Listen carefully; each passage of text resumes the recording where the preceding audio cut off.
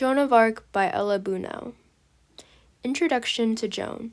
Joan of Arc is recognized for being a national heroine of France. She was a medieval peasant who, through her divine guidance, believed that God had chosen her to lead the French army into a significant victory in its long-running war with England. She was famously martyred for standing by her claim of divine inspiration. She was canonized as a Roman Catholic saint more than 500 years later. Today she is most known for as the patron saint of France. Early life and visions.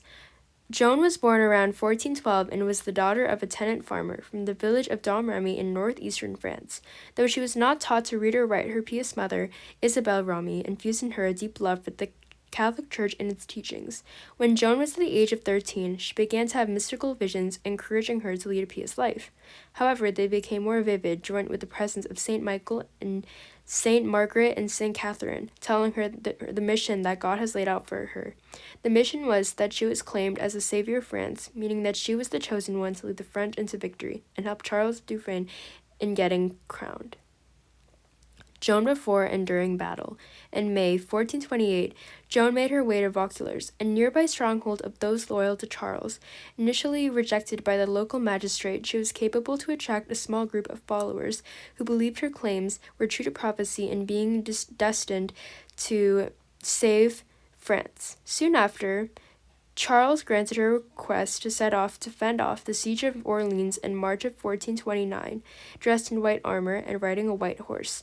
Joan then led several French assaults against the enemy, which forced them to retreat across the river. Joan after battle.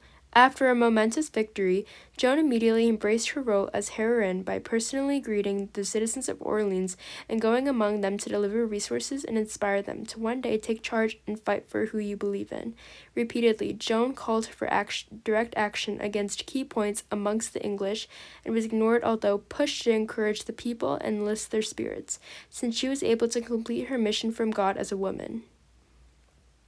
The capture of Joan.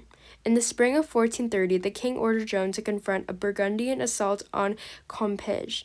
In her effort to defend his town and of its people, she was left outside the town's gates as they closed. The Burgundians took her captive and brought her amid many people who admired her to the castle of Beauvril, occupied by the English commander at Rouen. In the death of Joan. In the trial that followed, Joan was ordered 780 charges against her, including witchcraft and dressing as a man, heresy. However, in May 1413, Joan signed a confession denying that she had ever received divine guidance. Several days later, she defied orders by again wearing men's clothes, and authorities pronounced her death sentence.